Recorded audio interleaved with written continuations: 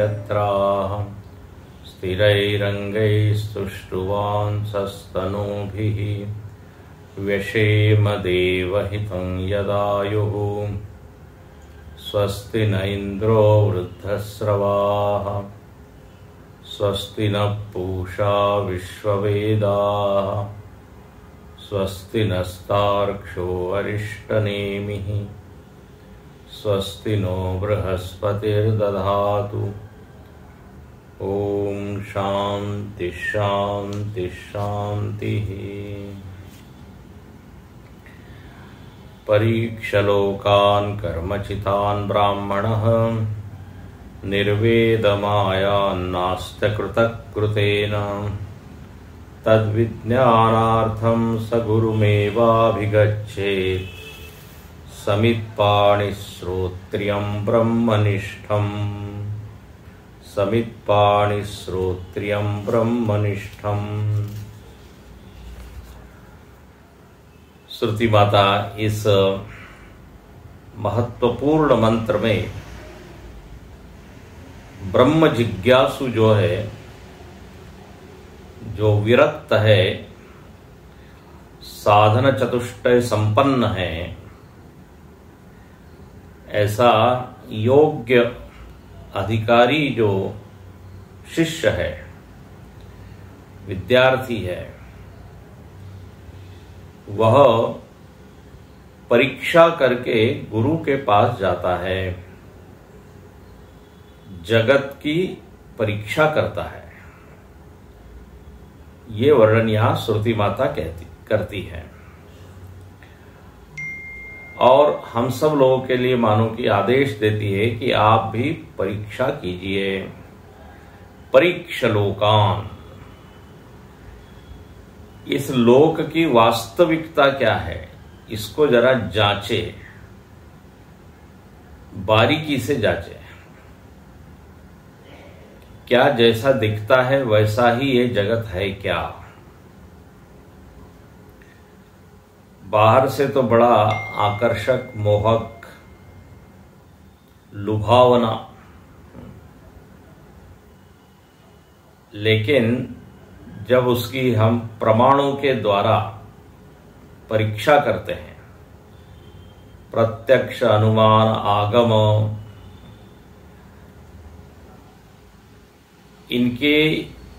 इनकी सहायता लेके, बेहोश होकर नहीं बल्कि सावधान होकर एक एक चीज को देखते हैं, तो यहां एक अलग ही स्वरूप इस जगत का सामने आता है। न रूपमस्येह तथोपलभ्यते नान्तो न चादिर न च संप्रतिष्ठा। 15वें अध्याय में भगवान भी कहते हैं, बोले न रूपस्य उपलभ्यते, विचार करने पर इसका कुछ अलग ही रूप सामने आता है। अविचार काल में जो हम जगत को मान रहे थे, समझ रहे थे, पास में जाने पर तो जितना हमने उसमें सुख समझा था, सत्य समझा था, सत्यता जो हमने उसमें डाल रखी थी, बोले वो तो उड़ जाती है। और यहाँ एक पंक्ति में आचार्य ने सारे उदाहरणों को देकर ये बताया कि यहाँ पर निस्सार है जगत, असार, कदली गर्भवत। अब कहते हैं जब उस शिष्य ने इस तरह की परीक्षा की तो परीक्षा का फल क्या होगा? अब जब ये हम समझ जाएंगे कि हाँ, सार कुछ नहीं है, सत्य कुछ नहीं है, तो स्वाभाविक ही है कि उसको क्या होगा? वैराग्य होगा। इसलिए यहां बिल्कुल मध्य में जो लाइन है, ऊपर से 5वीं 6ठी लाइन, जहां पर लिखते हैं कि अविद्या काम दोष प्रवर्तित कर्मचितान धर्मान धर्म निवर्तितान इति एतत् ब्राह्मणस्य एव विशेषतः अधिकारः सर्वत्यागेन ब्रह्म विद्यायाम् इति ब्राह्मण ग्रहण परीक्षलोकान् किम कुर्यात् इति उच्यते। बोले परीक्षा करने के बाद क्या करें? ये जो अधिकारी पुरुष है जिसने परीक्षा की, अब वो क्या करें? तो बोले वो वैराग्य को प्राप्त करें, या ऐसा प्राप्त करे करने के कहने के बजाय ये बोलिए कि उसको वैराग्य आ जाता है। अच्छा, बोले कौन है ये? तो उसके लिए शब्द यहां दिया है ब्राह्मण। अब यहां पर ये जो ब्राह्मण शब्द है वो जातिवाचक नहीं है। जहां पर भक्ति और अध्यात्म का प्रसंग होता है, ज्ञान का प्रसंग है, भगवत भजन का प्रसंग है, वहां पर देह की जाति नहीं देखी जाती, वहां अंतःकरण की जाति देखी जाती है कि उसका अंतःकरण में कौन सी वृत्ति की प्रधानता है। सत्व गुण की प्रधानता है तो वो फिर ब्राह्मण ही है, भले देह से वो किसी भी जाति में क्यों न पैदा हुआ। इसलिए ब्रह्म विद्या में ऐसे व्यक्ति का अधिकार है जो विरक्त है, जिसमें विवेक से जो संपन्न है, संयम आदि जिसके लिए सहज है, तो वो व्यक्ति फिर चाहे जिस जाति का हो, जहां कर्म का प्रसंग होता है वहां देह की जाति देखी जाती है। राजसूय यज्ञ जो है वो ब्राह्मण नहीं कर सकता, क्षत्रिय ही कर सकता है। विश्वजीत यज्ञ है, वाजस्रवत यज्ञ है, सर्वजीत यज्ञ तो वो यज्ञ क्षत्रिय नहीं कर सकता, वो ब्राह्मण कर सकता है। तो जहां पर कर्मकांड का विषय होता है वहां पर तो ये देह की जाति देखी जाती है। चूंकि यहां पर प्रसंग है अध्यात्म का, तत्वज्ञान का, इसलिए यहां ब्राह्मण शब्द का अर्थ है जिसने परीक्षा की और जो वैराग्य को प्राप्त हुआ वो है ब्राह्मण। जो ब्राह्मण कुल में पैदा हुआ वो नहीं। तो ऐसा ये ब्राह्मण ब्रह्म जिज्ञासु इसको कह सकते हैं। एक वाक्य आता है ब्रह्म जानाति ब्राह्मण, जो ब्रह्म को जान लेता है उसको ब्राह्मण कहते हैं, ऐसा भी आता है। लेकिन यहां पर अभी जाना नहीं है, जानने की प्रक्रिया में है। अभी वो गुरु के पास जा रहा है उस ब्रह्म को जानने के लिए। तो ऐसा ये ब्राह्मण। अच्छा, इसको ये वैराग्य क्यों हुआ? वैराग्य में हेतु क्या है? तो अभी अभी हमने देखा, एक तो परीक्षा, विवेक, दूसरा हेतु श्रीमद् भागवत में बताया और वो है भक्ति। जीवन में यदि भक्ति आ जाएगी, बढ़ते जाएगी भक्ति, तो अपने आप विरक्ति आएगी। इसलिए भागवत जी में कथा आती है, कहानी के माध्यम से बताया कि भक्ति माता है और उनके दो पुत्र है, ज्ञान और वैराग्य। तो उसका संकेत यही है कि भक्ति कारण है और ज्ञान और वैराग्य कार्य है। पुत्र जो है वो कार्य होता है, फल होता है। और ये बिल्कुल देखा जाता है, जितना जितना भगवान से प्रेम करोगे, भगवान के तरफ खिंचाव होगा, उतना ये संसार निस्सार लगेगा। ज्यादा आकर्षक भगवान की कथा, लीला, गुण यही लगेंगे। तो भक्ति भी वैराग्य में हेतु है। तो यहां पर कहते हैं कि परीक्षा लोकान किम कुर्यात इति उच्यते। परीक्षा करने के बाद वो क्या करे, तो बोले वैराग्य को प्राप्त हो जाए और फिर आगे कदम बढ़ाए। तो यहां लिखते हैं भाष्यकार, किम कुर्यात इति उच्यते, तो लिखते हैं निर्वेदमायात। श्रुति ने क्या शब्द आया है, श्रुति का मंत्र देखिए, परीक्षलोकान कर्मचितान ब्राह्मण, यहां तक हमने देखा।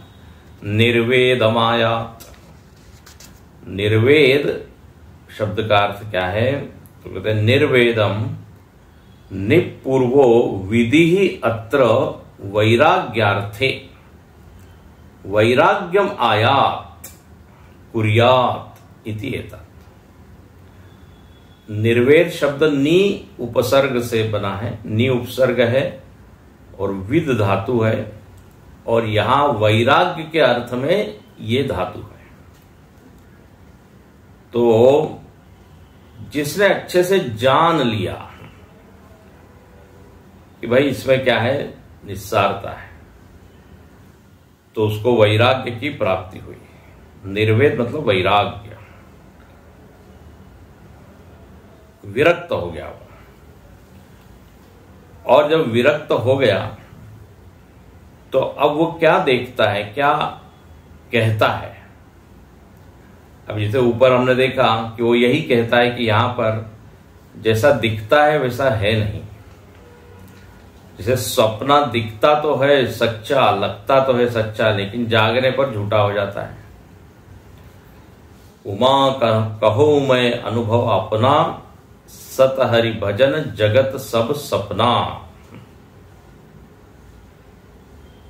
शिव जी कहते हैं, जदपि मृषाति हु काल महु, भ्रमन सकई कोई टारी।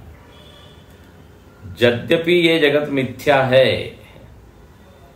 मिथ्या मतलब दिखता नहीं है, ऐसा नहीं है, दिखता है, अनुभव में आता है, सुख दुख देता है,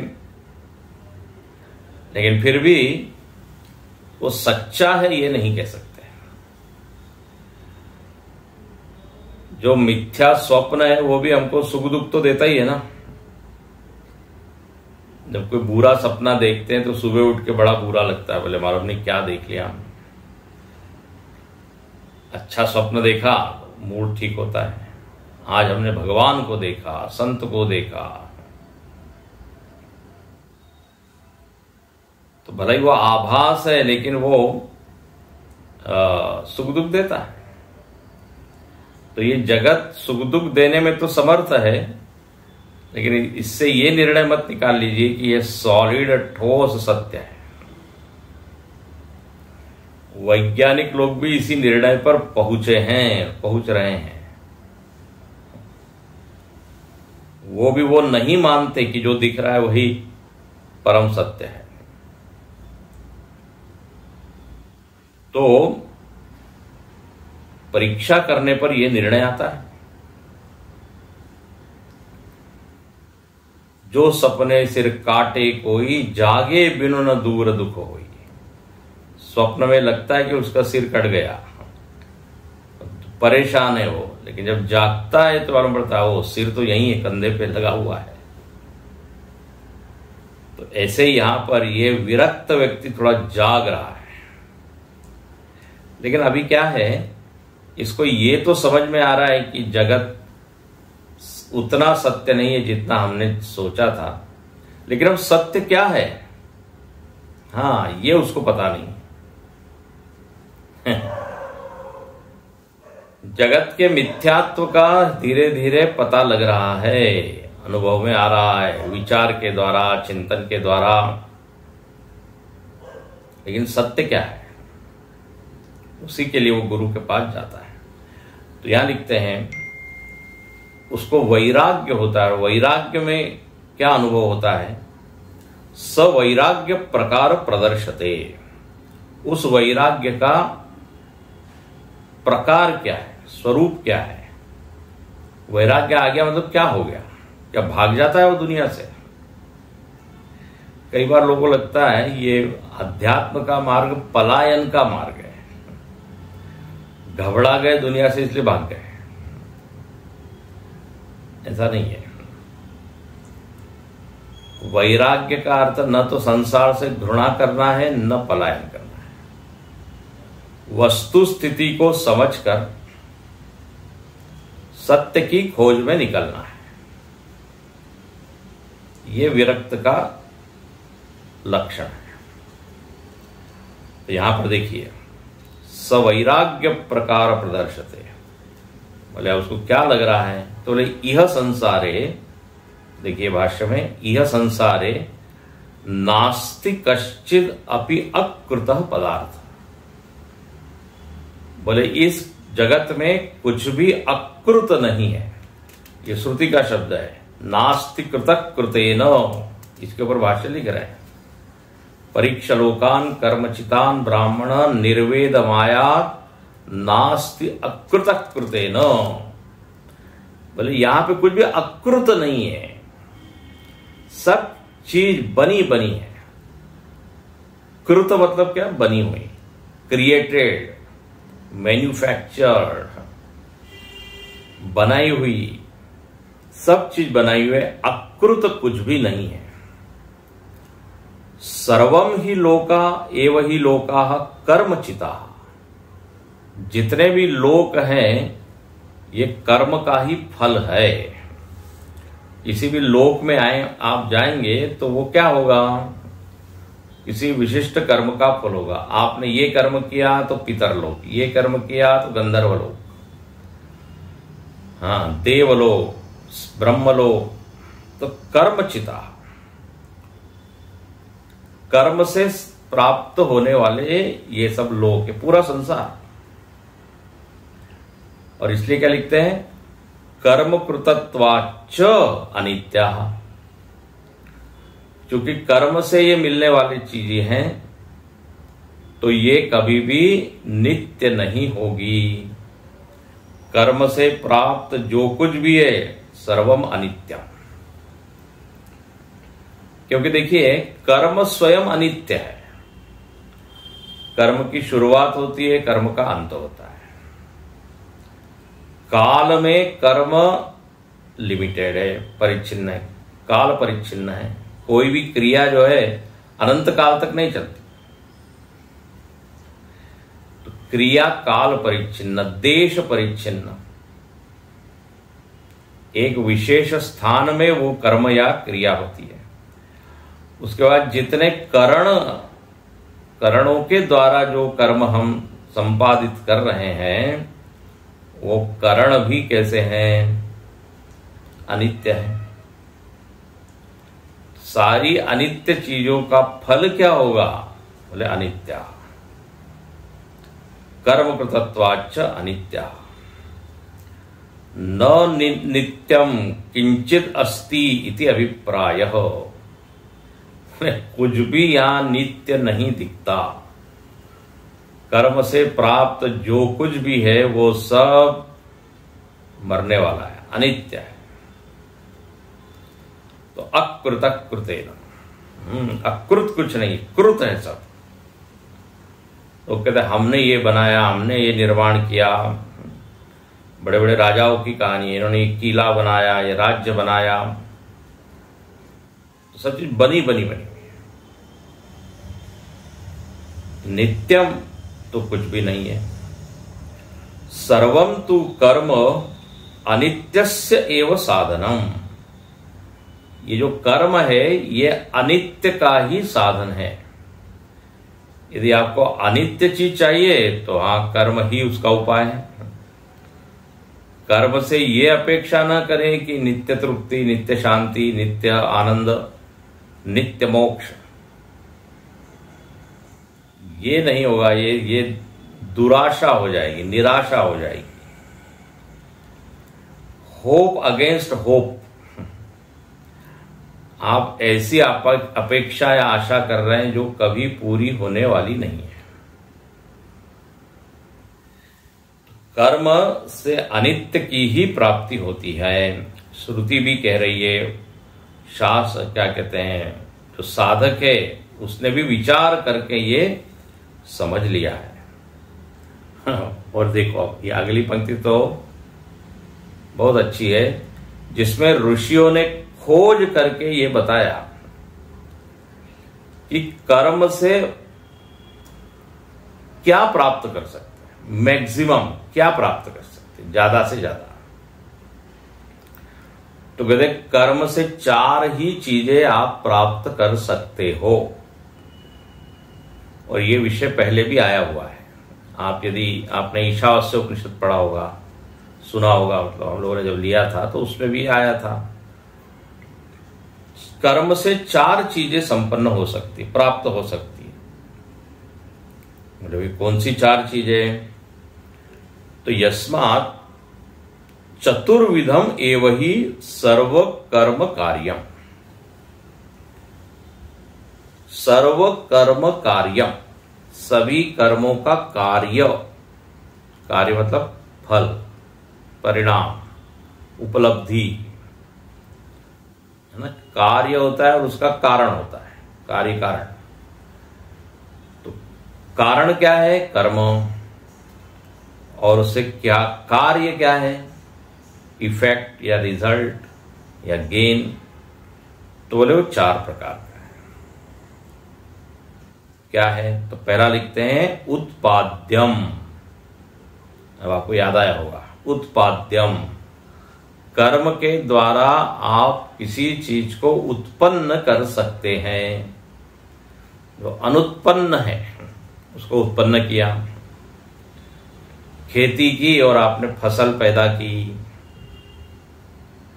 बिल्डिंग पहले नहीं थी, मजदूरों को, कॉन्ट्रैक्टर को, सबको बुलाया और एक बिल्डिंग खड़ी हो गई जो पहले नहीं थी। तो बहुत सारी चीजें हम क्या करते हैं, पैदा करते हैं, उत्पन्न, मेहनत करके उत्पन्न। अच्छा, फिर क्या लिखते हैं? उत्पाद्यम, उसके बाद आप्यम। आप्यम मतलब जो आज प्राप्त नहीं है, हम प्रयत्न करके, पुरुषार्थ करके प्राप्त करते हैं। धन प्राप्त नहीं है, बोले हमने बहुत मेहनत की, दिन रात एक किया, तब जाके आज हमारा बैंक बैलेंस इतना है। प्राप्त किया ना, पहले कुछ नहीं था। 10 घंटे रोज काम किया, ऑफिस गए, बिजनेस किया, तो अब धन से संपन्न, घर से संपन्न, बैठे बैठे नहीं मिलता। होगा भगवान तो देगा खटिया पर। ये एक सिद्धांत होता है आलसी व्यक्ति का। भगवान प्राप्त करा के हमको देगा, यदि वो होगा तो वाह वाह, बिना हाथ पैर हिलाए। भगवान कहते मैं दूंगा जरूर, लेकिन थोड़ा तो आपको करना ही पड़ेगा। बोले देखो सबकी लॉटरी खुल गई, मेरी तो लॉटरी कभी खुली ही नहीं, मैं तो दुर्भाग्य है मेरा तो। भगवान ने कहा अरे टिकट तो खरीदो। लॉटरी का टिकट खरीदा ही नहीं और ये सोच रहा है, तो मिनिमम इतना तो करना पड़ेगा ना। भोजन थाली में परोस के रखा हुआ है, लेकिन अब हाथ से उसको उठा के मुख में डालना पड़ेगा, तब तो होगा ना आप्यम। तो कर्म से आप अप्राप्त की प्राप्ति कर सकते हैं। ये दूसरी चीज, उत्पाद्यम, आप्यम। तीसरा है संस्कार्यम। हाँ, कोई चीज तो आपको मिल गई, अब उसको आप अच्छे से सजा सकते हो, संवार सकते हो, डेकोरेट कर सकते हो।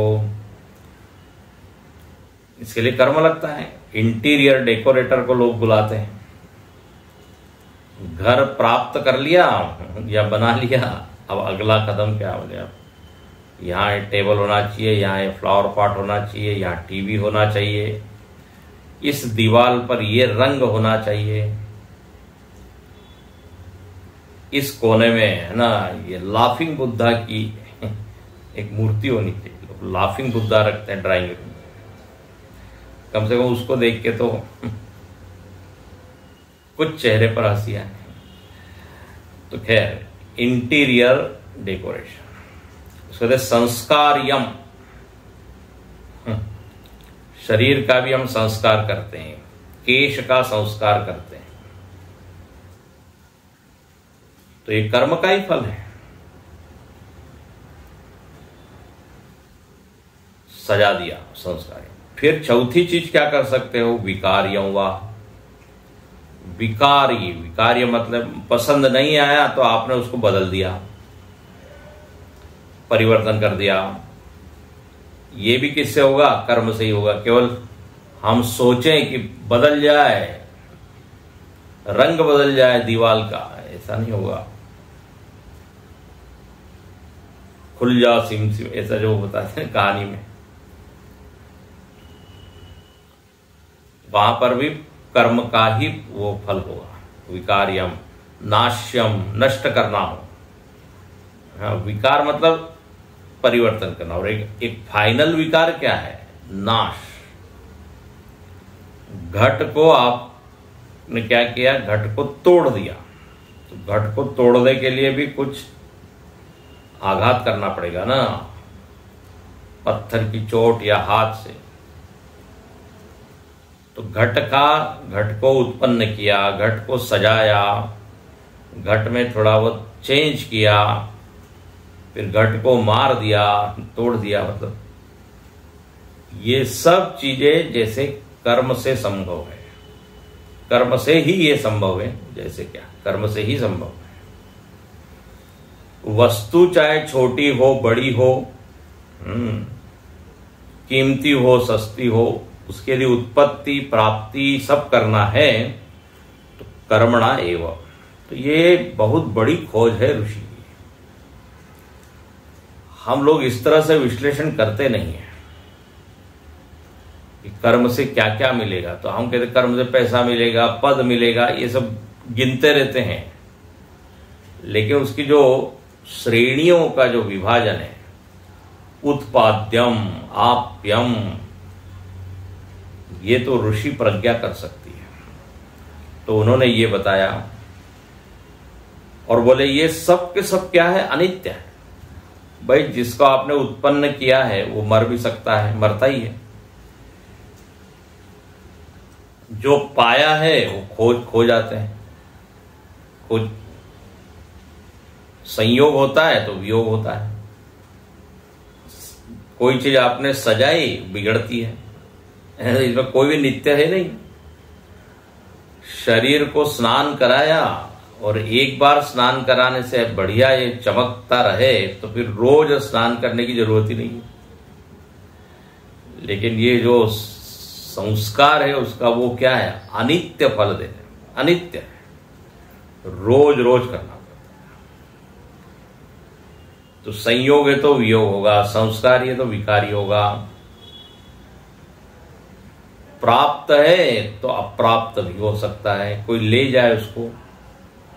अब पैसा हम कमाते तो है लेकिन धीरे धीरे वो पैसा खर्च हो जाता है। तो कोई भी उपलब्धि यहां पर अनित्य नहीं है। ये जो चारों के चारों चीज, इसलिए लिखते हैं न अतः परम कर्मणो विशेषः अस्ति। इसलिए कर्म से और इससे अधिक कोई विशेष फल आपको नहीं मिलेगा। जो कुछ भी उपलब्धि है वही चार के अंतर्गत ही आई, न विशेष अतः परम, इससे बड़ा और कुछ है नहीं। अच्छा, तो फिर अब यहां वो विद्यार्थी या शिष्य क्या कहता है, बोले हमको ये चारों चीजें नहीं चाहिए, क्योंकि चारों में हम देख रहे हैं अनित्यता का दोष लगा हुआ है। इसलिए आई एम नॉट इंटरेस्टेड। हमको तो नित्य चीज चाहिए, नित्य आनंद, नित्य सुख, वाह वाह वाह, नित्य मोक्ष, नित्य तृप्ति। ये बहुत अच्छा वाक्य है अगला वाला, अहम च नित्येन अमृतेन अभयेन कूटस्थेन अचलेन ध्रुवेण अर्थेन अर्थी। ले बोले हमारी मांग तो ये है, बड़ी भारी मांग है, बहुत सुंदर पंक्ति है। बोले अहम अर्थी, अर्थी मतलब चाहने वाला, अर्थ धातु से बनता है। विद्यार्थी, धनार्थी, पदार्थी, तो अर्थी मतलब बोले हम चाहने वाले हैं, हमको चाहिए क्या? बोले ये ऊपर वाली चीज नहीं चाहिए, हमको एक नित्य चीज चाहिए, अमृत चीज चाहिए, ऐसी वस्तु चाहिए जिसको पाके हम निर्भय हो जाए। अभय न, वाह, नहीं तो अनित्य वस्तु के साथ हमेशा भय लगा रहता है कि कब ये चली जाएगी, कब परिस्थिति बदलेगी और कब हम कंगाल हो जाएंगे। तो यहां पर कहते हैं आई वांट ऐसी चीज जो निर्भय, निश्चिंतता जो देगी, जिसमें छूटने का, टूटने का, लूटने का, फूटने का डर ना हो। खर्च न कूटे वा को चोर न लूटे, ये मीराबाई कहती है। दिन दिन बढ़त सवा पायो जी मैंने राम रतन धन पायो। ऐसा धन कमाए जो कि लूटने वाला ना हो, कोई चोर न ले जाए, वो ये धन है। कहते हैं ऐसा, ऐसी मांग उसकी है।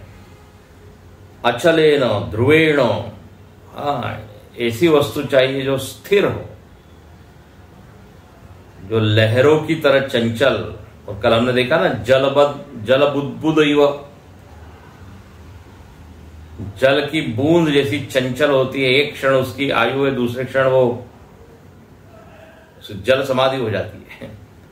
बोले ऐसी वस्तु नहीं चाहिए। कूटस्थेन अचलेन ध्रुवेण अर्थेन अर्थी न तद विपरीतेन। बोले इसके विपरीत नहीं चाहिए, इसके विपरीत उल्टा कर लीजिए, जो अनित्य है, मृत है, डराने वाली है, चंचल है, ऐसी नहीं चाहिए।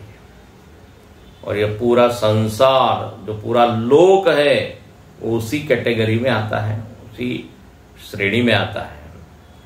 अतः बोले चूंकि अब हमारी मांग ही ये है, अतः, बहुत अच्छा वाक्य है, अतः किम कृतेन कर्मणा।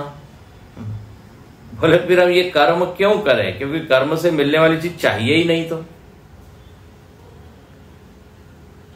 किम कृतेन कर्मणा आयास बहुलेन, बहुत मेहनत है और मिलना जाना कुछ है नहीं, जो भी मिलेगा वो कब खत्म हो जाएगा मालूम नहीं।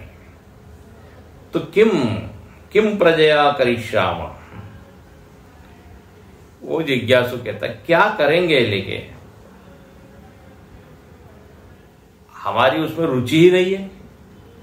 अब भाई आप उस रास्ते के बारे में क्यों पूछ रहे जिधर जाना ही नहीं है, ऐसा है ना हिंदी में। उस रास्ते की बारे में क्यों, जहां जाना हो उसके बारे में जानकारी लें तो ठीक। कई बार हम दुकान में जाते हैं, अब व्यर्थ में हम वस्तुओं के बारे में पूछ रहे, खरीदना है नहीं, जेब में पैसा है नहीं, तो क्यों।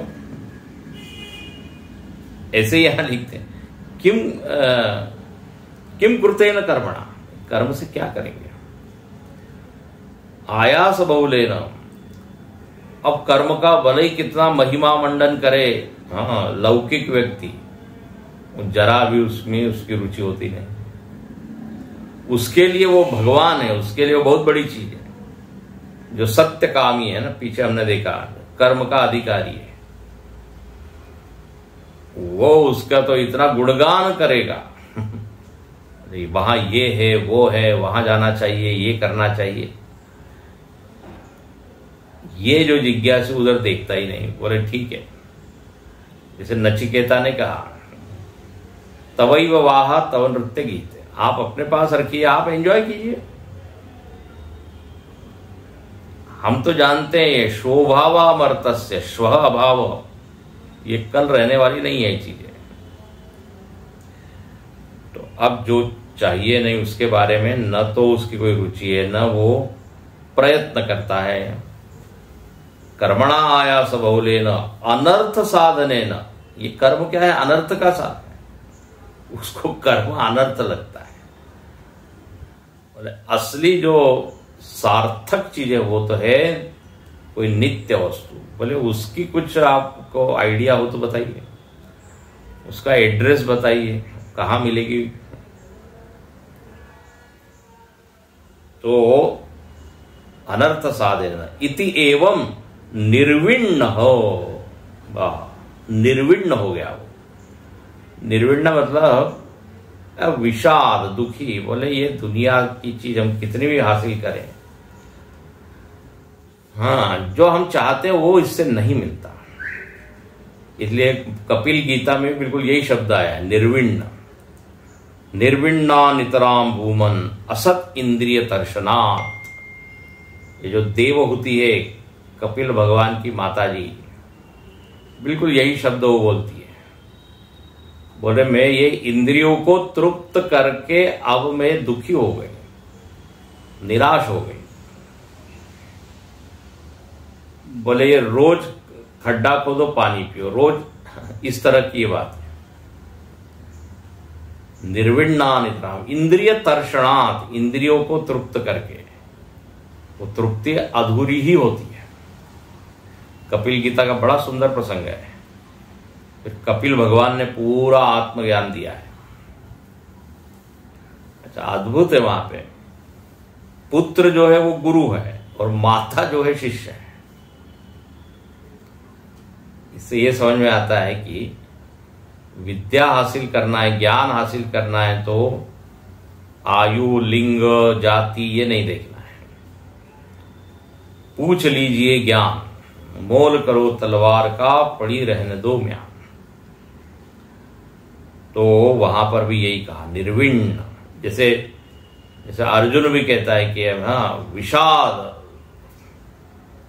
बोले मैं भ्रमित हूं, समझ में नहीं आ रहा है, आप बताइए। यहां पर वे लिखते हैं इति एवं निर्विण्ण। निर्विण्ण हो गया वो, तो वो जाता है कहां? गुरु के पास। तो आगे की पंक्ति क्या है? तद विज्ञानार्थम स गुरुमेवाभिगच्छेत्। अब इसके ऊपर भाष्य है। ये पूरा भाष्य एकदम पढ़ने लायक है, बार बार पढ़ने लायक है। कहते हैं वह जाता है निर्विण्ण अभयम शिवम अकृतम नित्यम पदम यत् तद विज्ञानार्थम। बोले जो नित्य पद है, जो इसमें कल्याण है, जो अकृत है, उसके ज्ञान की प्राप्ति के लिए वो कहां जाता है? गुरुमेवाभिगच्छेत्। अच्छा, पूरा ठीक से उसको ज्ञान चाहिए, इसलिए लिखते विज्ञानार्थम। विज्ञानार्थम मतलब विशेषेण अधिगमार्थम। हाँ, विशेषेण अधिगमार्थम। ऊपर ऊपर से थोड़ा बहुत बता दीजिए, ये नहीं, पूरे गहराई से उस नित्य वस्तु के बारे में आप बताइए। वो कहाँ है, कैसे मिलेगी, उसको प्राप्त करने के लिए क्या करना पड़ेगा, क्या छोड़ना पड़ेगा, पूरा विस्तार से मैं जानना चाहता हूं। विशेषण अधिगमार्थम स निर्विण्ण ब्राह्मण। देखो अब यहां भाष्यकार ने जोड़ दिया निर्विण्ण ब्राह्मण।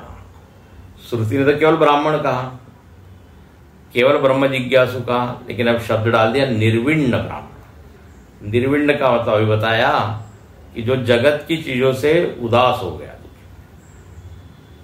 ऐसा वो जिज्ञासु गुरुम एव अभिगच्छेत्। श्रुति में आया गुरुम एव अभिगच्छेत्, तो गुरु के ऊपर भाष्य लिखते हैं आचार्यम। गुरु कौन है? आचार्य। आचार्य मतलब आचिनोति शास्त्रार्थान, जो शास्त्र के एक एक शब्द के अर्थ को चुन चुन के समझाए, बताए। और आचरे स्थापयत्यपि, केवल वो स्वयं जाने ऐसा नहीं, शिष्य के हृदय में स्थापित करे, उसको कहते हैं आचार्य। ध्यान से सुनिए, शिक्षक उसी को कहते हैं जो विद्यार्थी के हृदय में वो ज्ञान पूरा स्थापित करते हैं।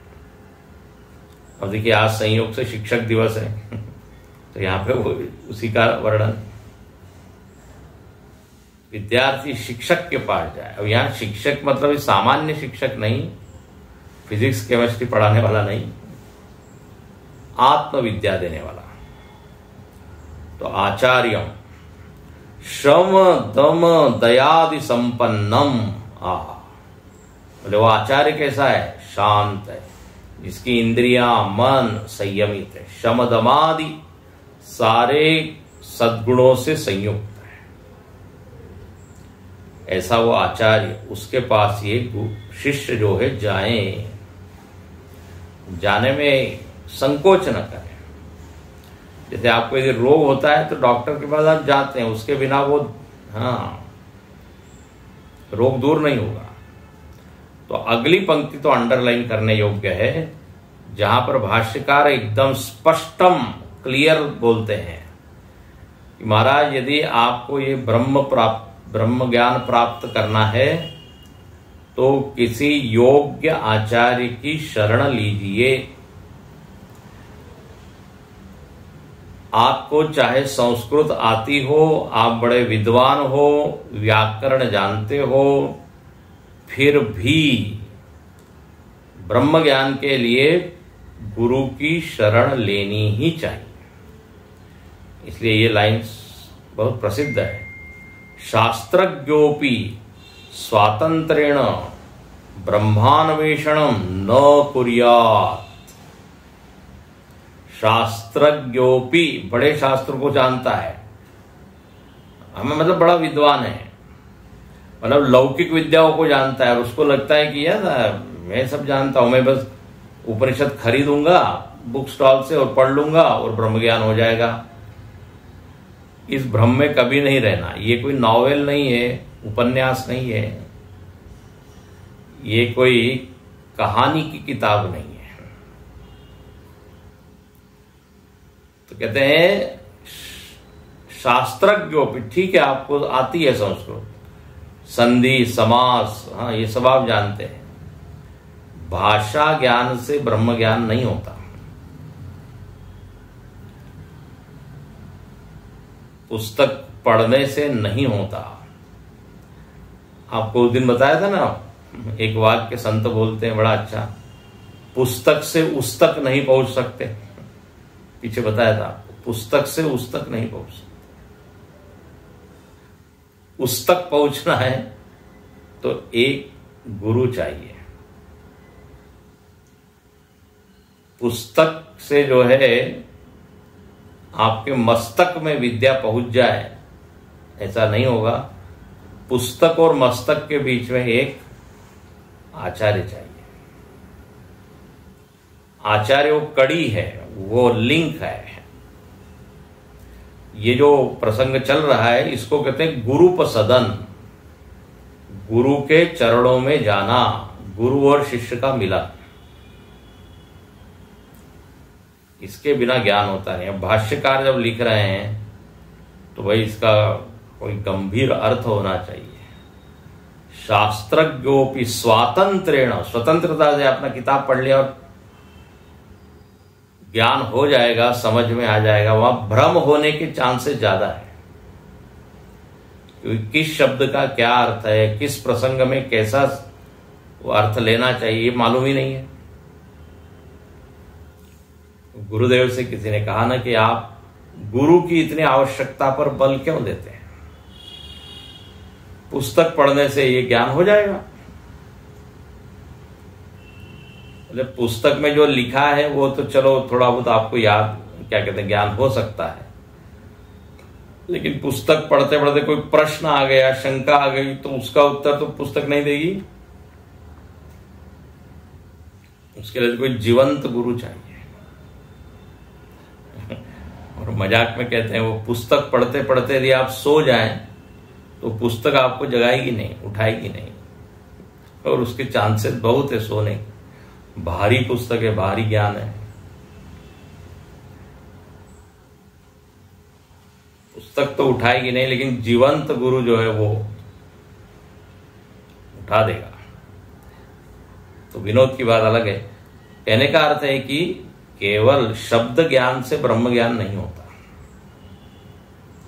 शब्द में जो छिपा हुआ अर्थ है उसको निकाल के वो हम लोगों के हृदय में स्थापित करता है।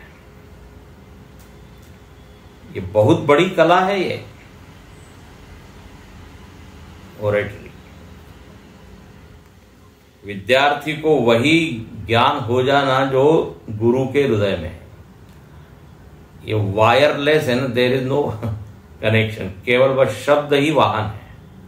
उस शब्द के ऊपर उस ज्ञान को रखकर स्थापित करना। तो बोले ये जो समर्थ आचार्य है वो ये कर पाते हैं। जितने भी बड़े बड़े संत हुए पहले वो किसी समर्थ आचार्य की शरण में रहे। जगत गुरु शंकराचार्य जी स्वयं, वो भी गोविंद पादाचार्य जी के शिष्य बने।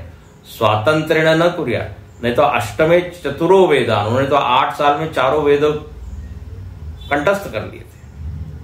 बड़े वो तो ऐसी उनकी मेधा थी, लेकिन वो भी गए शरण में। तो ब्रह्म ज्ञान अन्वेषणम न कुर्यात् इति एतद् गुरुमेव इति एव अवधारण फलम। देखो यहां एक शब्द आया है, गुरुम एव स गुरुमेवाभिगच्छेत्। मंत्र देखिए, तद विज्ञानार्थम स गुरुम एव शब्द डाला है। एव मतलब ओनली, गुरु के पास ही अवधारणा जाना पड़ेगा, मतलब गुरु के ही पास जाना पड़ेगा। There is no other alternative, no option. एव शब्द का मतलब है अपि मतलब होता है भी, ये भी कर लो वो भी कर लो। 2-3 जहां पे विकल्प होते हैं ना, तो वहां अपि, लेकिन जहां विकल्प नहीं है, एव जाना ही पड़ेगा। मतलब किसी समर्थ आचार्य से ही आप श्रवण करें, नहीं तो भ्रम बहुत ज्यादा हो जाता है। अब व्हाट्सएप पे इतने मैसेजेस आते रहते हैं, व्हाट्सएप यूनिवर्सिटी लोग बोलते हैं, सब ब्रह्म ज्ञान देने में लगे हुए हैं। ब्रह्म ज्ञान नहीं, भ्रम ज्ञान हो जाता है। इसलिए लिखते हैं उस आचार्य के पास जाएं, और कैसे जाएं तो विधि बताते हैं। समित पाणि श्रोत्रियम ब्रह्मनिष्ठम। समित पाणी, पाणी मतलब है हाथ, समित मतलब समिधा, हाथ में समिधा लेकर जाए, जो कि हवन में डाली जाती है, इसकी आहुति डाली जाती है, उसको आहुति बोलते हैं। तो यहां संकेत यही है कि वो विरक्त ब्रह्म जिज्ञासु कहता है कि मैं अब आपको, अपने आप को समर्पित करता हूं, मेरा अहम भाव अब मैं आप में विलीन करता हूं। ये जो स्वाहा वो बताया था हमने, स्वाहा वृत्ति, जहां अहम मम सब आपको हमने दे दिया, तेरा तुझको अर्पण, ये जो भावना है। बोले अब आपकी शरण में हूं। जैसे वो समिधा जब अग्नि में डाल दी जाती तो राख हो जाती है, उसका अपना कुछ नहीं, ऐसे ही ये शिष्य समिधा के द्वारा संकेत कर रहा है।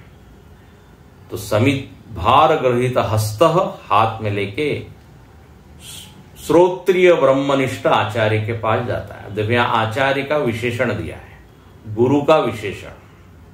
श्रोत्रिय ब्रह्मनिष्ठ के पास जाए। बोले ये क्या है भाई श्रोत्रिय ब्रह्मनिष्ठ? तो श्रोत्रिय मतलब अध्ययन श्रुतार्थ संपन्नम, जिसने अध्ययन किया है अपने गुरु से, सुना है जिसने, उसने भी स्वतंत्र रूप से नहीं किया है, जो श्रुत संपन्न है, मतलब परंपरा से जिसने ज्ञान प्राप्त किया है, उसको कहते श्रोत्रिय। और ब्रह्मनिष्ठम, केवल बौद्धिक ज्ञान या पुस्तकीय ज्ञान नहीं है, तो जिस ब्रह्म के बारे में उसने सुना है उसमें उसकी निष्ठा भी है। तो ऐसा गुरु होना चाहिए जो ज्ञान देने में समर्थ हो, क्योंकि उसने ज्ञान सुना है, और केवल वाचिक ज्ञान न हो, उसका उसको अनुभव हो, जो वो बोल रहा है उसका कन्विक्शन हो, उसको कहते ब्रह्मनिष्ठ। ब्रह्मनिष्ठ के ऊपर बहुत अच्छा वाक्य भाष्य लिखते हैं, हित्वा सर्व कर्माणि केवले अद्वये ब्रह्मणि निष्ठा यस्य सह अयम ब्रह्मनिष्ठा। बोले सारे अन्य चीजों में उसकी निष्ठा नहीं है, उसकी निष्ठा केवल ब्रह्म में है। सर्व कर्माणि हित्वा, नहीं ये कर्म करेंगे तो होगा, वो कर्म करेंगे तो, बोले नहीं नहीं नहीं, ज्ञान से ही आपको मोक्ष की प्राप्ति होगी, इस तरह की उसकी निष्ठा पक्की है। ब्रह्म ज्ञान में वो क्या कहते हैं, पूरी तरह से अवस्थित है। निष्ठा शब्द का अर्थ होता है स्थिति, गति निवृत्त, जहां डाउट नहीं है, चलन विचलन नहीं है, इससे भी हो जाएगा उससे भी हो जाएगा, नहीं, ब्रह्म ज्ञान से ही होगा। तो उस ब्रह्म में वो प्रतिष्ठित है। जैसे यहां लिखते हैं, कुछ लोग जप निष्ठ होते हैं, कुछ लोग तप निष्ठ होते हैं, जिनकी तप में निष्ठा है, बोले तप से ही होगा। कोई कहता नहीं नहीं जप से ही होगा, तो उनकी स्थिति उसमें होती है। ऐसे ही इसकी स्थिति ब्रह्म में है। ब्रह्म ज्ञान को प्राप्त किया और ब्रह्म ज्ञान से ही वो मुक्त हुआ। तो ऐसे श्रोत्रिय ब्रह्मनिष्ठ गुरु के शरण में जाए। और यह अंतिम पंक्ति पढ़ के पूर्ण करें, नहीं कर्मिणो ब्रह्मनिष्ठता संभवती। जो कर्मी होता है ना, कर्मी, कर्मनिष्ठ व्यक्ति की ब्रह्म में निष्ठा नहीं होती। जिसकी कर्म में महत्व बुद्धि है, कर्म को श्रेष्ठ मानता है, बोले वो ब्रह्मनिष्ठ नहीं हो सकता। क्यों? क्योंकि कर्म आत्मज्ञान योहो विरोधात। भाष्यकार ले आए फिर से, कर्म और ज्ञान का विरोध है। धीरे से एक वाक्य टपका दिया। इसके ऊपर काफी भाष्य लिखते हैं, कर्म और ज्ञान दोनों साथ में नहीं चलते हैं। कर्म में तो कर्ता भाव है, फल की आकांक्षा इत्यादि इत्यादि सब है, लेकिन यहां ज्ञान तो बिल्कुल अलग तरह की चीज है। तो जो कर्मनिष्ठ गुरु है उसके पास ब्रह्म ज्ञान नहीं मिलेगा, ब्रह्मनिष्ठ के पास ही मिलेगा। सतम गुरुम विधिवत उपसन्न प्रसाद्य। ऐसे गुरु के पास वो जाता है, और जब गुरु देखता है कि बताइए ये सब कुछ छोड़ के आया है, तो प्रसन्न हो जाता है। और जब शिष्य देखता है कि गुरु हम पर प्रसन्न है, तब पृच्छेद अक्षरम पुरुषम सत्यम। तब वो शिष्य उस सत्य अक्षर पुरुष के बारे में पूछे, बताइए गुरुजी अक्षर किसको कहते हैं। इस तरह यहां पर ये बहुत ही सुंदर, बहुत ही मीठा ऐसा ये भाष्य है। इसको आप बार बार पढ़िएगा। गुरुपसदन इसको कहते हैं। गुरुपसदन इसमें बताया है, एक ब्रह्म जिज्ञासु विरक्त, एक श्रोत्रिय ब्रह्मनिष्ठ गुरु के पास किस भावना से जाता है, किस मनस्थिति से जाता है, ये यहां बताया। परीक्ष लोकान कर्मचितान, निर्वेद माया, विरक्त होकर जाता है। ओम पूर्णमदः पूर्णमिदं